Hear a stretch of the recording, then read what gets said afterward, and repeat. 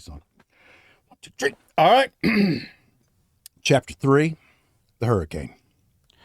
The swift shifting of the atmosphere under the impact of the gaseous parts of the comet, the drift of air attracted by the body of the comet, and the rush of the atmosphere resulting from inertia when the Earth stopped rotating or shifted its poles, all contributed to produce hurricanes of enormous velocity and force and of worldwide dimensions. Manuscript Troiano and other documents of the Mayas describe a cosmic catastrophe during which the ocean fell on the continent and a terrible hurricane swept the earth. The hurricane broke up and carried away all towns and all forests. Exploding volcanoes, tides sweeping over mountains, and impetuous winds threatened to annihilate humankind and actually did annihilate many species of animals. The face of the earth changed, mountains collapsed, other mountains grew and rose over the onrushing cataract of water driven from oceanic spaces. Numberless rivers lost their beds, and a wild tornado moved through the debris descending from the sky. The end of the world age was caused by hurricane, the physical agent that brought darkness and swept away houses and trees and even rocks and mounds of earth. From this name is derived hurricane, the word we use for a strong wind. Hurricane destroyed the major part of the human race. In the darkness, swept by wind, resinous stuff fell from the sky and particulated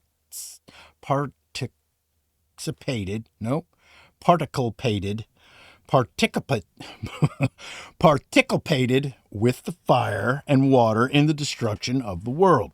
For 5 days, save for the burning naphtha and burning volcanoes, the world was dark since the sun did not appear. The theme of a cosmic hurricane is reiterated time and time again in the Hindu Vedas and in the Persian Avesta. And diluvian venti, the deluge of the world, is a term known from many ancient authors. In the section, The Darkness, I quoted rabbinical sources on the exceedingly strong west wind that endured for 7 days when the land was enveloped in darkness, and the hieroglyphic inscription from El Arish about 9 days of upheaval when there was such a tempest that nobody could leave the palace or see the faces of those beside him, and the 11th tablet of the Epic of Gilgamesh, which says that 6 days and a night the hurricane, deluge, and tempest continued sweeping the land, and mankind perished almost altogether.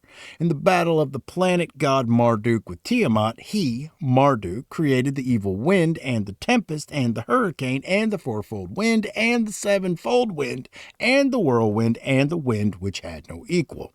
The Maoris narrate that amid a stupendous catastrophe, the mighty winds, the fierce squalls, the clouds, dense, dark, fiery, wildly drifting, wildly bursting, rushed on creation in their midst.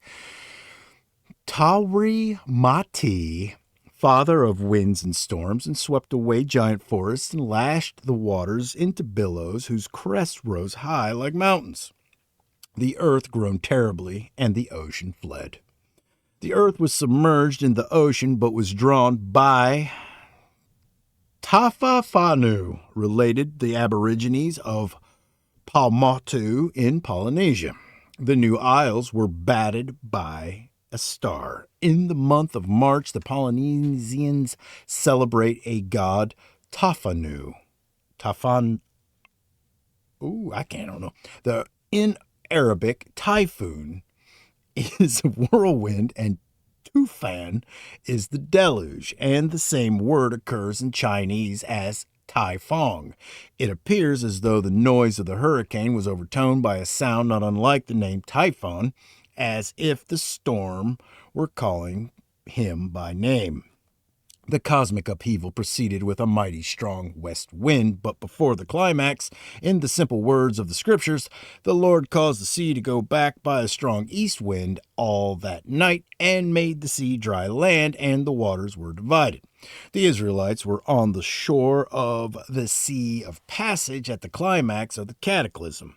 The name Jam-Suf is generally rendered as Red Sea. The passage is supposed to have taken place either at the Gulf of Suez or at Aqaba Gulf of the Red Sea, but sometimes the site of the passage is identified as one of the inner lakes on the route from Suez to the Mediterranean.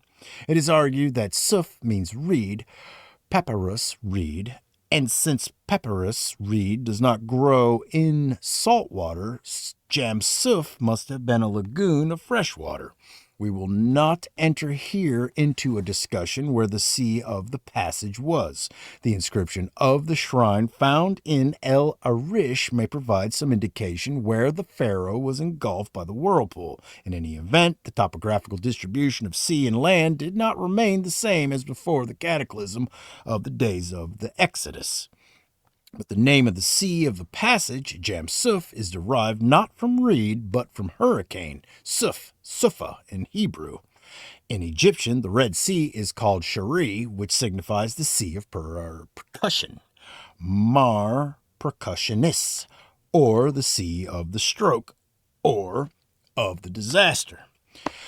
The Haggadah of Passover says, "Thou didst sweep the land of Moph and Noph on the Passover, the hurricane that brought to an end the Middle Kingdom in Egypt, the blast of heavenly displeasure. In the land of Manatheo, swept through every corner of the world." In order to distinguish in the traditions of the peoples this diluvium venti of cosmic dimensions from local disastrous storms, other cosmic disturbances like disappearance of the sun or change of the sky must be found accompanying the hurricane.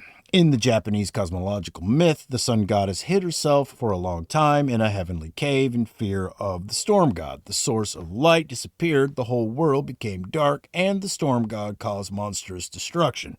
Gods made terrible noise so that the sun should reappear, and from their tumult the earth quaked. In Japan, and in the vast extent of the ocean, hurricanes and earthquakes are not rare occurrences, but they do not disturb the day-night succession, nor is there any resulting permanent change in the sky and its luminaries. The sky was low, relates the Polynesians of Takafo Island, and then the winds and waterspouts and the hurricanes came and carried up the sky to its present height. When a world cycle is destroyed by wind, says the Buddhist text on the world cycles, the wind also turns the ground upside down and throws it into the sky. And areas of 100 leagues in extent, 200, 300, 500 leagues in extent, crack and are thrown upward by the force of the wind, and do not fall again, but are blown to powder in the sky and annihilated. And the wind throws up also into the sky the mountains which encircle the earth. They are ground to powder and destroyed. The cosmic wind blows and destroys 100,000 times 10 million worlds.